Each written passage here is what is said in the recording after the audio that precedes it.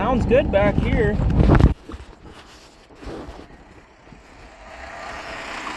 Not so good up here. Alright, time to do timing chains on this thing. Gonna start doing timing chains on this here Suzuki Grand Vitara V6. 2.5 liter quad cam 24 valve V6. I've started by pulling the intake off the tube that runs up to there from the airbox, the top of the airbox, and the crossover. Pretty self-explanatory, so I didn't film it. Alright, this throttle body has to come off because these manifolds on these are held down with studs, nuts and studs, so it's gonna have to slide up to come out. So yeah, I'll undo 3 bolts on the back of this guy, 3 bolts on the back of this guy, undo this throttle body, get this throttle body out of the way, and then pull the intake out. Alright, that's the throttle body out. A little bit painful because this here fitting hits this pipe right there, that crossover between the fuel rails. Now, before you go pulling the fuel rails off, like I was about to, there's these 2 studs, kind of like this here, in these top 2 holes, and they won't let it go up to miss that pipe, so I just spun those out with a set of pliers. Easier that way. Now I figure I should be able to just leave these fuel rails and injectors right in the intake manifold and just not bad. I've only maybe like half an hour in and I'm getting down to her. Alright, so that's the manifold loose. As you can see there, it moves around. These ones here, these are studs. Once again, I just dented the top of them with a hammer. That way the stud spins out with the nut, just so that they're not in there annoying me. Carry on. Side note, kind of neat, throttle body is made by Hitachi. Kind of like the power tools or the excavators, I guess. Wonder what the relationship is between Hitachi and Suzuki.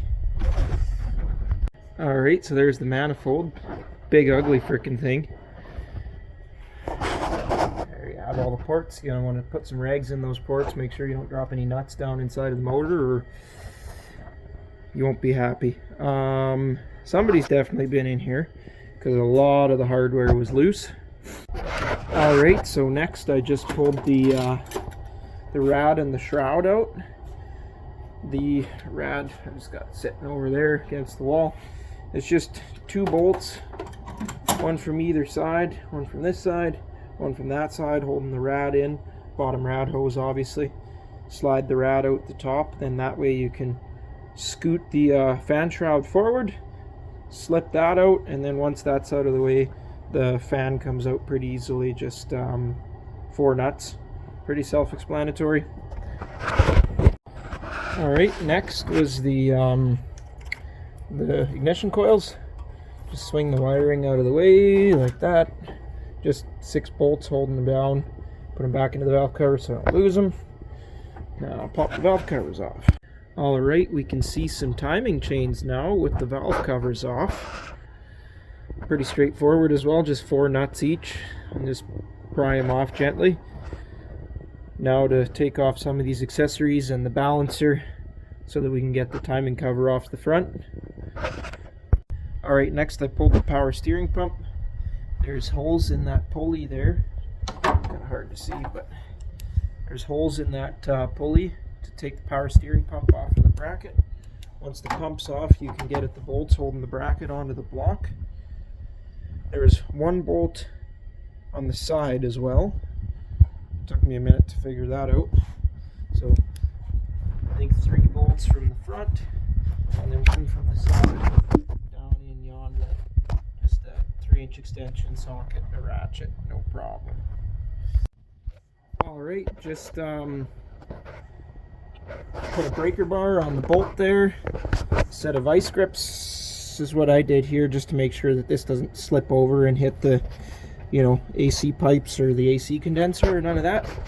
I pulled my towels back out of the intake ports just to make sure they don't get sucked down into the intake, because that would suck. And then just go in, just bump the key real quick, da-dunk, and bolt's nice, loose and free now. It's easy as that. Alright, just pulled all the little bolts out holding the timing cover on, and there is a shitload of them. The whole bloody bag there. There's probably like 20 or 30 little bolts. I don't know if I can show you, but I see there's some in the front of it here, below the water pump, just above the crankshaft, along the side here, down recessed in here, and just go all the way around and get them all out. Before you start prying on it, it's easy to break cast aluminum, so give it a gentle pry out with a pry bar like that, just to pop it free because it is RTV'd on. And then get our first look and peep into here. I might need both hands to take this off. Alright, there you have it.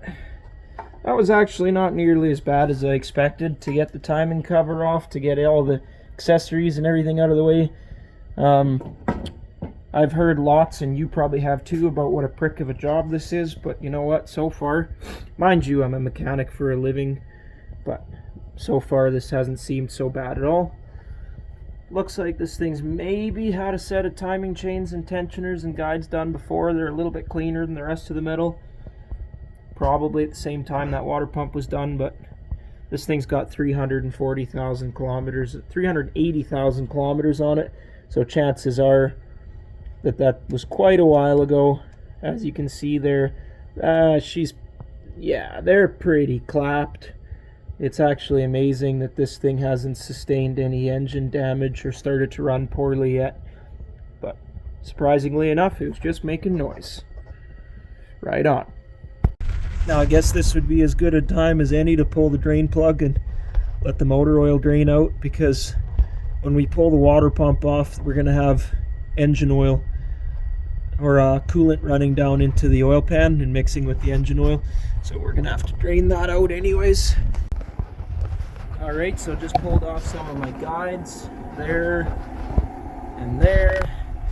This thing's already been through a set of guides once. You can tell by the thing chewed into the bolts a little bit, which isn't ideal, but oh well.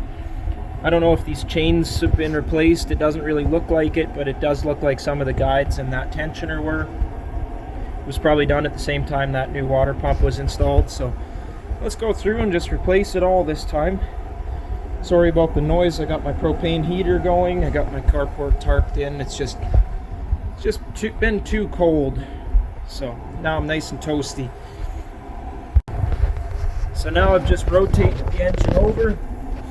You want to line this keyway, this tooth, and this tone ring notch up with this oil jet for your TDC on your crank.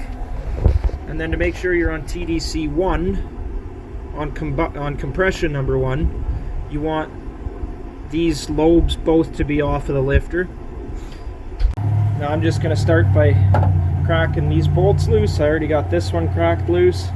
So basically just hold on to your cam, like whatever works there, with a crescent wrench, and then breaker bar, 17 mil socket, same thing, hold on to it, not too bad, cracked loose, no problem. So we're going to spin those guys off, and then pull this, loosen this shit and shaboodle off, and then that way we can flop this chain out of the way. Alright, so with two hands you kind of just support the chain and slip the top cam gears out of there. Come right out of there, no problem at all.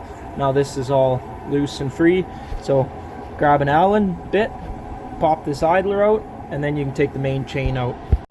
Alright, so with the main chain out of the way and the tensioner out of the way, I was able to pull the water pump out. And then now that that's out of the way, crack all these cam bolts loose, because you're going to have to pull the cams to change this chain and that tensioner that's down in there. So crack all these bolts loose, take a picture so that you know which ones the studs for the valve covers went in, and then be really careful to make sure that you keep really good track of where all these caps go. There we go, there's all the caps off. They all have centering dowels, so Usually I just take a set of channel locks, grab onto them gently and give them a little bit of a wiggle to free them up. And then what I like to do with engine work always is lay out bearings and bearing caps and any of that kind of stuff, lay it out so then you can keep track of where it all came from and where it's all going. So here's what's left of that tensioner on the passenger side head between the two cams. See, it's come apart too, it's obviously failed. Alright, now with the new tensioner installed and the bolts tightened up, just line up that little arrow there with the colored link, that little arrow there with the colored link, and then lay the cams back into where they need to go, and then just put your caps back on. Now we're going to want to torque the bearing cap bolts back down to 8.8 foot-pounds. In that sequence there, you're basically just going to be moving your way from the inside out. 1, 2, 3, 4, 5, 6, 7, 8, etc., etc. Alright, now with those all torqued back down again, and the chain lubricated, the bearings all lubricated and everything else, now we can put our guide back on.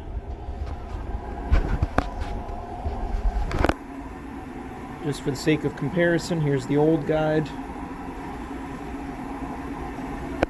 versus the new one. Alright, now just to verify our timing, we got the colored link and the little arrow flush with the surface of the head. Got the colored link, the little arrow flush with the surface of the head, and on our sprocket here, we got it lined up with our mark right there. You can see that little tip right there. That's what you want. Now onto the main chain. But first, let's put our new water pump in. Nice. I was just looking at the new main chain tensioner.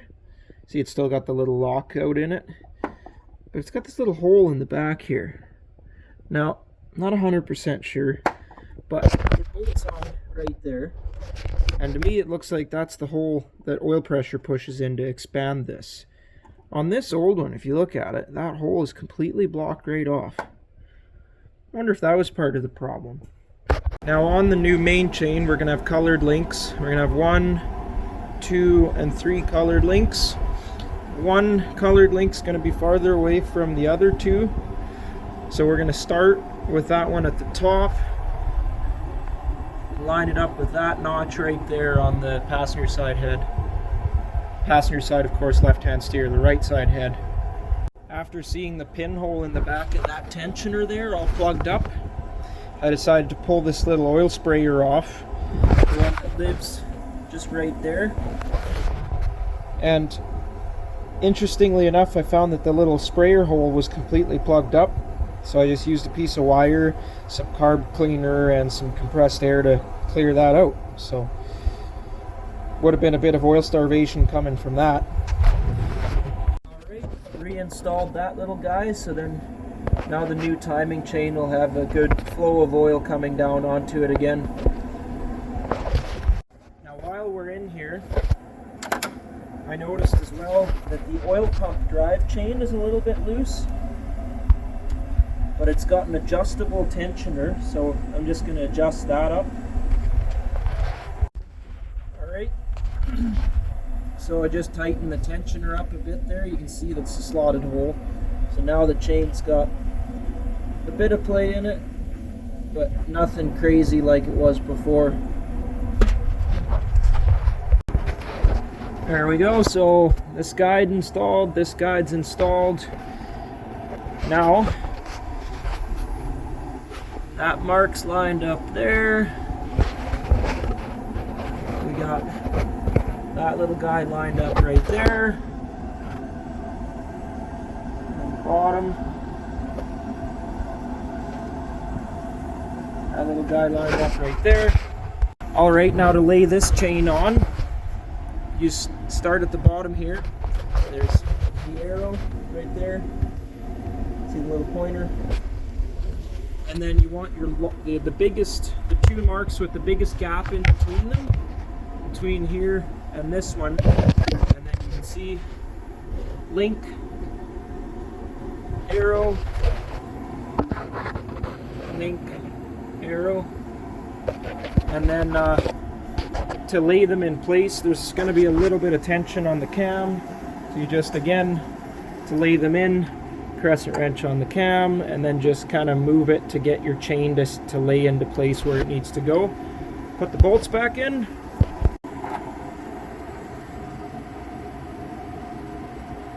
This way your sprockets aren't going to slip off and screw you up.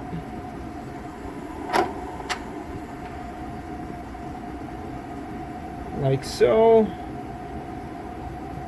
And then you want to grab a torque wrench, hold the cams and torque those up to I think 58 foot-pounds right there. And then once those are torqued up, then we can put our tensioner in place. Alright, now that all the guides are in, all our marks match. So on this sprocket here, we've got this guy and that guy lined up. These are lined up, both sides. Kind of hard to see. Where are we here? Got him lined up on the bottom. We got that guy lined up. We got this guy lined up. We got this little, where is he? Right there. Lined up to that there. Got this little guy lined up there. That lined up there. That's lined up there. It's lined up there. So now we can pull the pins on our tensioners. So that guy's engaged now. Kind of interesting. It's like a, almost like a thumbtack, but not quite. Put that over there. And then this one's just got a little tab on the bottom here. Pulls out. And there you go. That's all there is to it. Theoretically, the timing is set. So I can kind of work this guy out. And yeah, she's tight. Everything's a lot tighter than it was before now, I can tell you that much for free.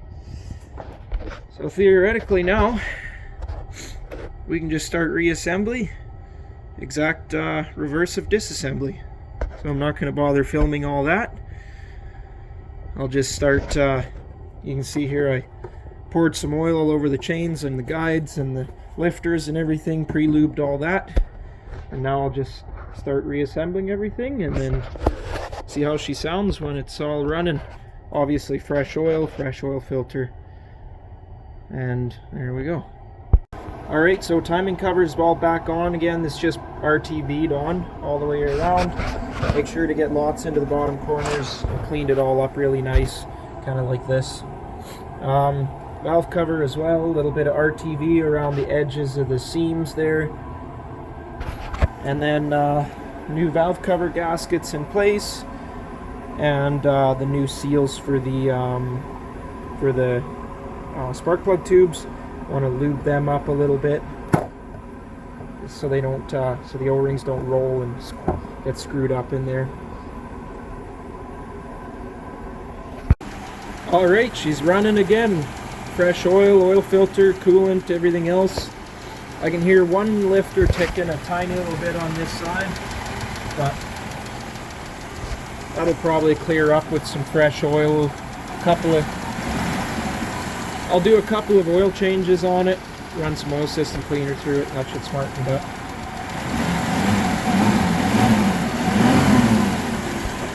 Right on. Alright, so now this is it.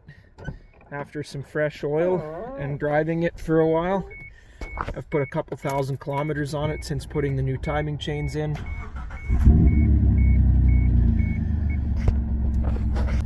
And she sounds really good now.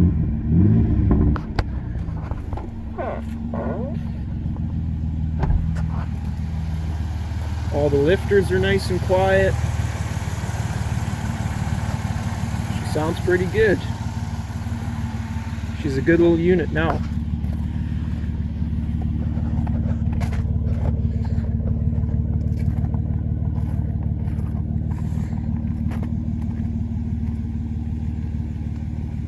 Alright, so that was the timing chain setup and water pump replacement on the 2000 Suzuki Grand Vitara 2.5 liter V6.